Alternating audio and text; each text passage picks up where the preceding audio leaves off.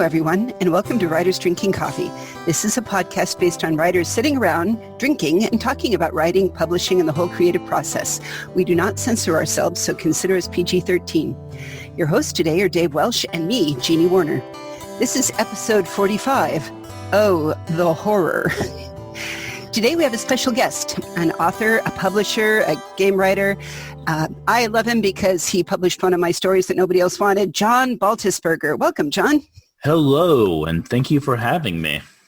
Oh, it's a delight. Like I said, Madness Heart Press was where I first got to know you because you were advertising, found you on Duotrope. How did you, everything I read of yours is touching on horror. What do you love about horror? We have never discussed horror on our show. Well, you're jumping to a conclusion. Maybe he doesn't love horror. Maybe he just writes it and hates it. How do you feel about horror? So funny story, actually. I never intended to be a horror writer. I was going to write fantasy and urban fantasy, and every single story I wrote and showed a beta reader, they're like, oh man, that's creepy as hell. Oh man, that's horrifying. Hey. Like, oh, well, I guess, hey everyone, I guess I write horror. Everyone has a talent for something. Dave's is dying, yours is killing. It's beautiful.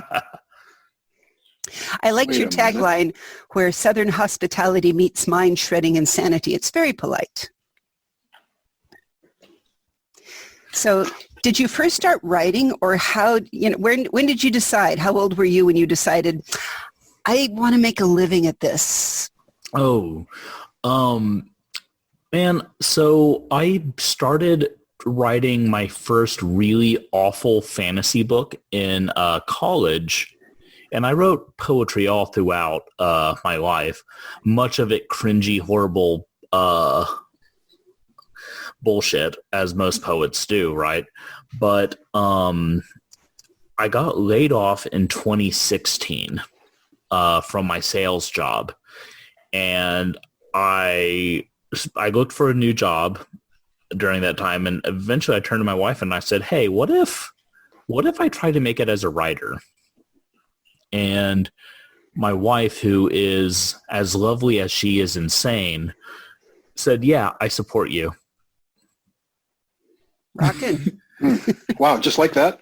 Yeah, no, I am very lucky to have a partner who is literally willing to support any harebrained idea I come up with, so long as it doesn't bankrupt the family. And seeing as I was unemployed at the time, it wasn't going to hurt us. Anything's better than nothing, huh? Yeah, there was literally, I couldn't go down. Well, so you started writing. How did you plot it out? What were we talk a little bit about KPIs of how do you know when you're succeeding at this thing you've chosen to do? So for poetry, because I do write a lot of poetry, a poetry book written in America is considered a wild success if it sells 100 copies, which, if you know anything about royalties, translates to about a coffee and a scone. It's true. Yep. We have a friend, Amber Nelson, up in Seattle that is a poet, and yep. Yeah. It's something I want to change, but I don't. I'm not going to, but I'm going to struggle to do it as often as I can. That said, I have a lot of friends who are known names in the horror industry, right? People that you will see their names pop up in awards or in book groups, and they still have day jobs. And I have other friends who make their entire living from selling and writing books. And the goal at first is to break even as a publisher.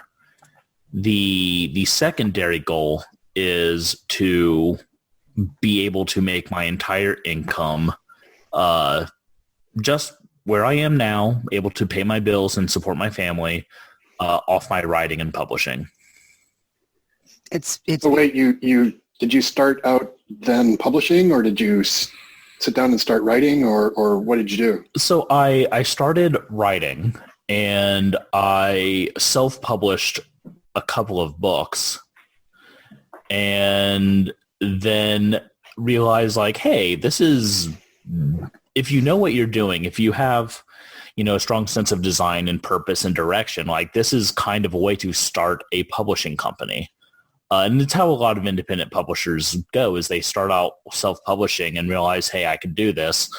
And it's spurred on by seeing really crappy anthologies and really shittily produced books and being like, oh, other people are doing just terrible. I can do better than this. And then you go and you do. That's remarkably strikes a chord with me. That was when I finally decided that I could write, was by watching a couple of the movies went by based on the best-selling novel. I'm like, that story is best-selling? Really? Yeah. I could do Chas Branchley that. tells the story of how he got into writing. He wrote a lot of crappy writing and said, I can do better than that. Mm-hmm. And Absolutely. the rest is history, as they say. It's true. Now, you actually published a book of poetry, horror poetry, which I, of course, bought Thank you. because I like it. And I think it's quite splendid. You write from many different perspectives. And if we didn't know that you have a happy wife and kid and she should sleep with a gun under her pillow because, oh my God, John. So, okay, a couple of things. I'm working on my next collection of poetry, which is actually a novella in verse. And it's much more graphic and upsetting than my first collection. So I'm warning you now.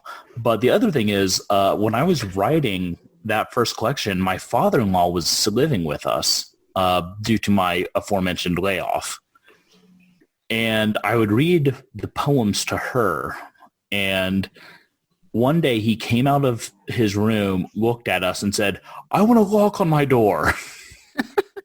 It's like, man, yeah, you should probably get that though. I will eat you. That's fair. It's better than saying you can kill him with your brain because, that's just quoting somebody else. I almost always prefer the cannibalism angle for threats. I think it's because I respect the Maori and the Haka with like this tongue sticking out, and but I'm also very, very white, so I can't actually pull off a Haka. And so instead, I just kind of go Dahmer with it. There's a whole lot of guys on the All Blacks team, and not all of them are Maori, and they can do a very credible. It got to come from the solar plexus somewhere in there. No, it's legs. Those guys are all leg. I won't lie. I have spent hours just YouTubing people doing Hakas in situations where you wouldn't expect. And like, I've seen them at funerals and weddings, and I'll just sit on my couch crying like a baby eating a gallon of ice cream watching.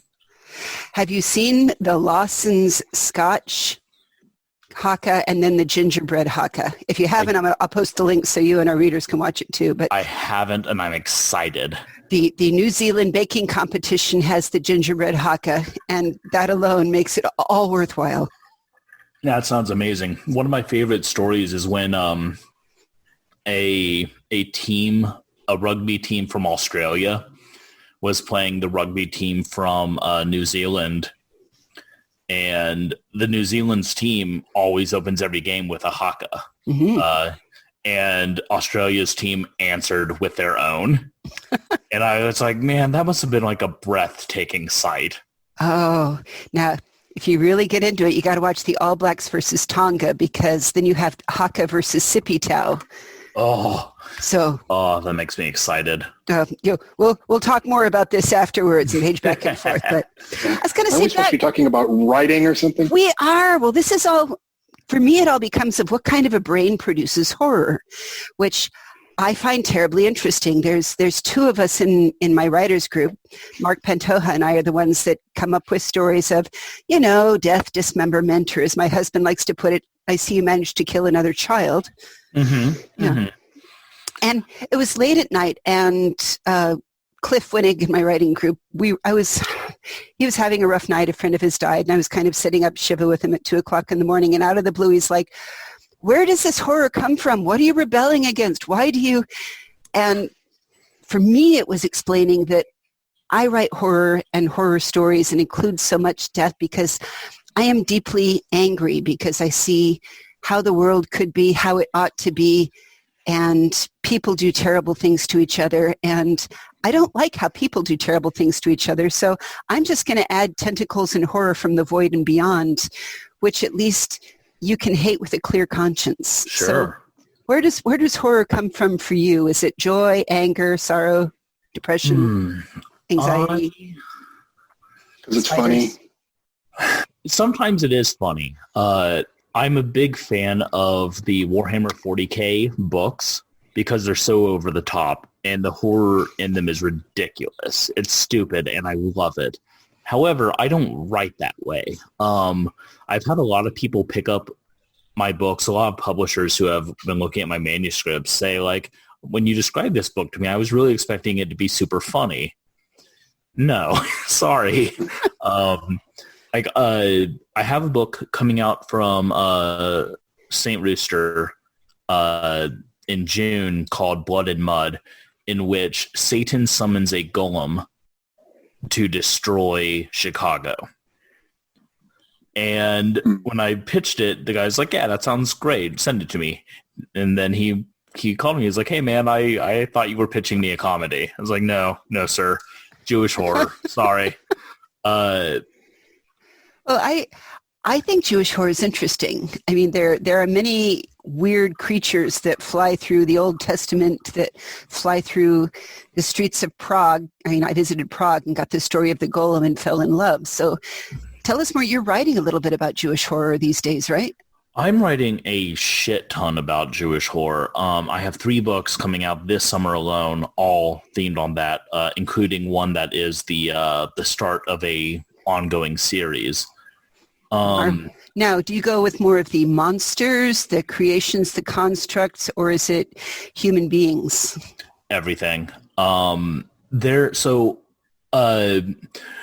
So first of all, in the ongoing series Trafe Magic, the first book, I include footnotes for every Hebrew and Yiddish word and some of the religious words that people may not recognize.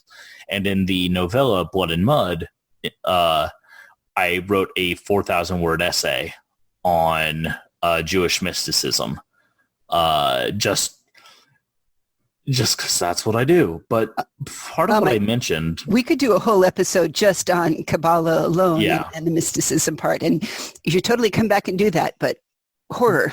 But what I mentioned is that Judaism has been around for, 6,000 years. And it's picked up elements of horror and monsters and weird mythology and folklore from all around the globe over all that time. So there's just this amazing palette of things to choose from, and some of it's super creepy and some of it's surreal, and very little of it is black and white. Very little of it is good versus evil, and that's one thing I find so fascinating about it. And one thing I really try to showcase is that there is no good versus evil in this horror. It's all shades of gray, where you're not sure who the monster is, who's doing good, who's doing bad. Well, okay, the poetry book is not like that. It's pretty much bad all the way down. But the story, I love your swirling whispers. What is the cost of losing one's mind? So, they're beautiful. Thank you. Horror poetry is a great thing, though. I really enjoy writing flash fiction and microfiction. I think it leaves a taste on the tongue that keeps people thinking. It keeps people feeling that dread as they try to fill in the blanks you left. And poetry is nothing if not flash fiction. So when you writing in verse is almost cheating. You can kind of do these weird things and get away with manipulating language and turns of phrases and leaving blank spaces, where in a short story, people would be like, hey, man, what the fuck are you doing? But in poetry, it's fine. It's expected. It kind of provides a certain structure in itself, so you can fill in the blanks easier. I mean, not to belittle the writing of poetry for anyone in the world, but as I think Dave said, if you're using like iambic pentameter, it's your form. It's going to go a certain way. So you can rely upon that, and it helps you find the right word quicker because you have to figure out how am I going to... Yeah. Conversation last week with Jeff Berry, and we concluded that, well, a lot of people have said that having a form of some sort, he was talking about iambic pentameter, he writes in iambic pentameter, and having that structure actually helps him be more creative. I had a conversation, I had a conversation with another writer, and I told them I get up every morning at 6, and I try to write from 6 to 8 a.m. And he looked at me and said, well, but you write poetry. How do you force yourself to write poetry? Doesn't it just have to come to you? And I think there's something to what your friend was saying is like, especially for that first collection, which is very rigid and following very specific rules where you have the rules and you have the concept. Everything else is just putting the pieces of the middle part of the puzzle in, because you already have all the edge pieces in place. Yeah. I find that when I have, and it doesn't have to be a form, it can be just an idea, some kind of kernel to start with. Then the work is kind of cut out, and then I can kind of start. That's where the real work begins, but you know what the work is, right? So yeah.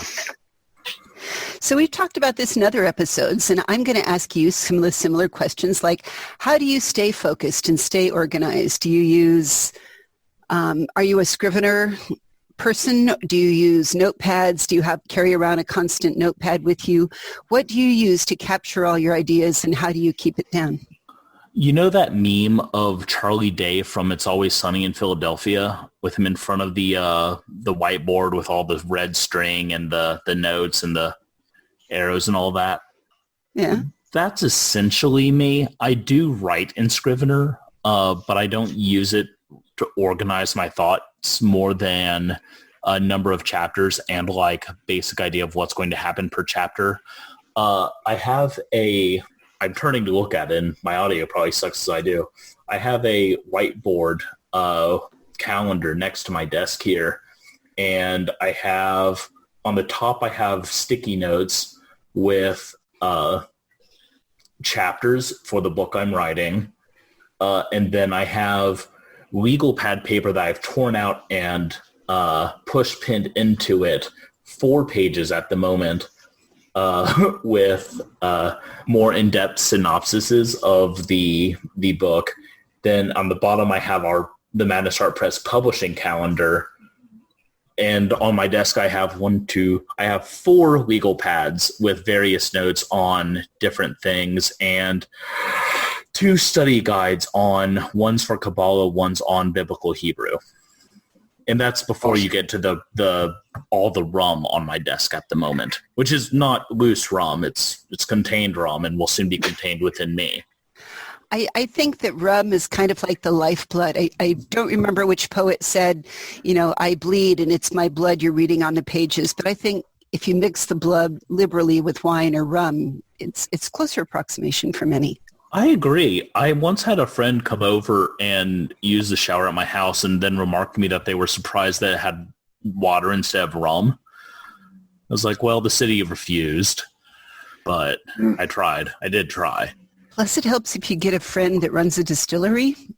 And I don't know if you've noticed this, but sometimes really great distilleries, they arise and you worship them and you can't convince enough people and they don't stay open. And then you have to mourn them, and it's a process. Back to horror writing. This can go on our companion website, Writers Bleeding Liquor. That's fair. So you're a Scrivener pieces.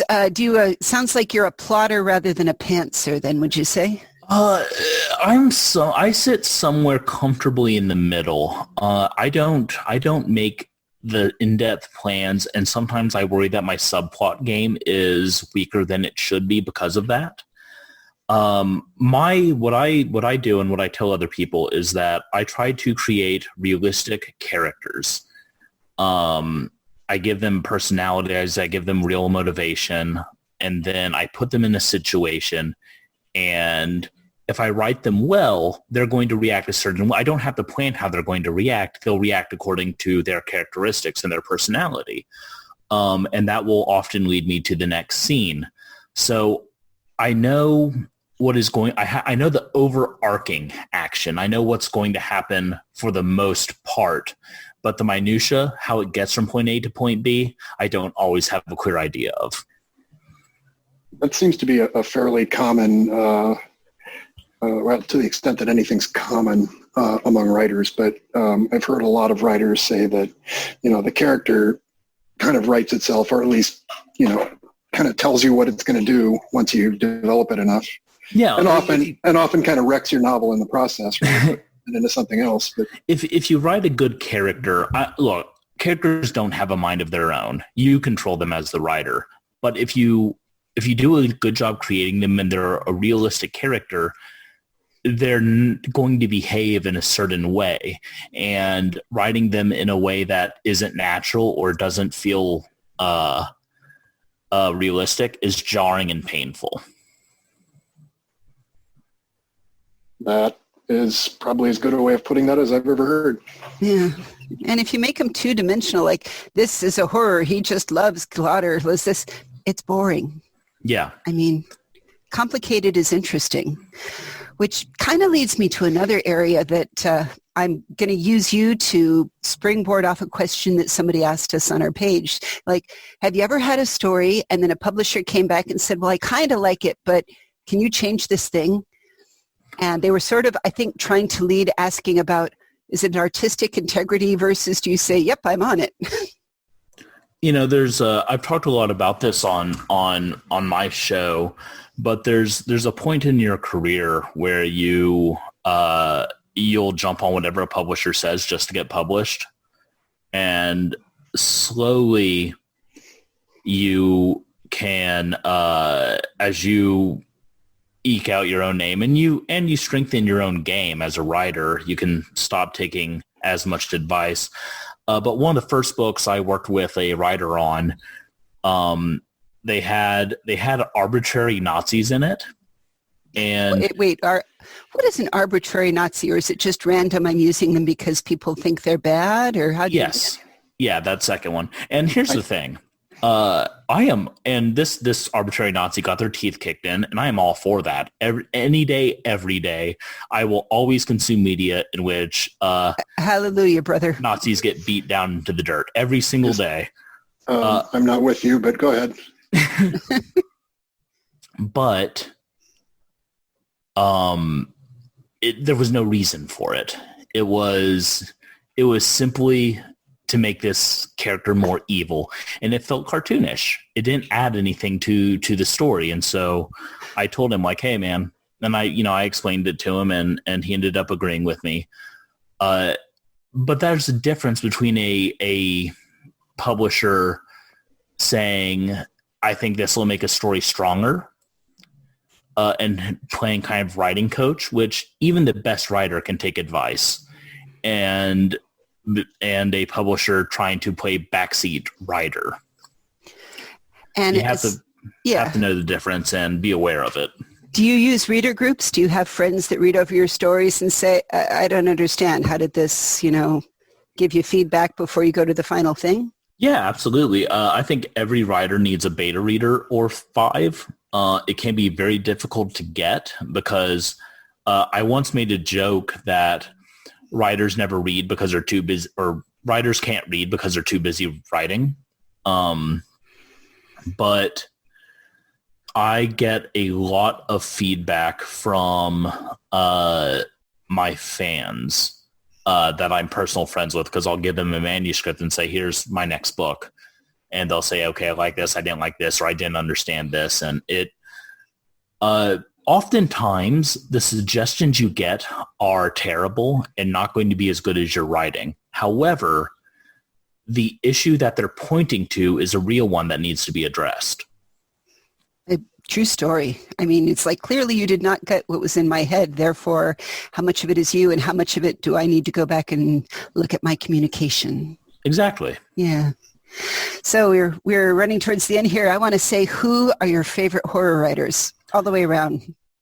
So I am a massive Clive Barker fan. I love his work as a playwright, and I love his novels, and I like his movies. There's not a lot about Mr. Barker that I'm not just a giant nerd fanboy for. Awesome. Dave, how about you? I don't read or consume a lot of horror, for that matter. But I do have a preference for psychological horror. I don't care much for kind of splattery shock horror. So if I'm going to do horror, it's going to be it's got to be kind of I don't know, I want to say intellectual or at least psychological. I always like to call it suspense rather than horror sometimes too. Yeah. Yeah. And you? I love Poe. You got to love the classics, but at the same time, I love how Steve Moffat wrote Hannibal Lecter, in the TV series. That was beautiful. Yeah. I like the way he just reimagined Dracula, because I love the original Dracula, and then the new way is, how did he think of that? You clever, clever bastard. And I think as a kid, I read a lot of John Saul, and it was a little sad that it was always, some demon or devil spirit. And so I went through a John Saul phase, and I say it was influential, but he didn't stick as well as some of the others. And Mark Pantoja, I'll pimp him out from my writers group. I love his horror. I love his short stories. He had a funny thing, though, of a horrible creature once that was abused by his family, and you had us all sympathetic, and then he was rude to a bartender. And I'm like, no, you stiffed your bartender, man. He is no longer a sympathetic character. And it's weird how tough crowd. You can love an evil guy. Like I read the book Tarkin. I love Tarkin. I love Vader. But the minute you create them being mean and rude to somebody beneath them for no reason, it's Yeah. Well, but that's your value set kind of rearing its head. It's not universal necessarily. Well, that's the whole point of me saying what I like. Point taken. All right. Well, John, I want to really thank you for visiting us today. And John has a whole bunch of stuff that's available out there and for sale, and you will find all of the links of it on our website. So we'll have links to the stories and all the interesting things and authors we mentioned on our website, which is www.writersdrinkingcoffee.com. You can also find us on Facebook or Twitter. We answer email. If you have a question for John or any one of our guests, we will let them know and they will answer it, right? Yeah, absolutely. Sweet. You've been listening to Writers Drinking Coffee, which is a labor of love and enthusiasm put together by the hosts. Our main web support magic is brought to you by Deirdre McGaffey-Schween, and our sound engineer and backup web spider and host is Dave Welsh. Our intro music is Pretty Maid Milking a Cow, and our exit music is Breakfast with the Morning Person, both by Michael Engberg. You can hear more from Michael Engberg on manyhatsmusic.com. Our podcast sponsor is Jackal Designs, enabling you all to buy cool WDC swag, including the new Red Coffee is the best coffee. And all you need is a plan quote shirts. And thanks for listening.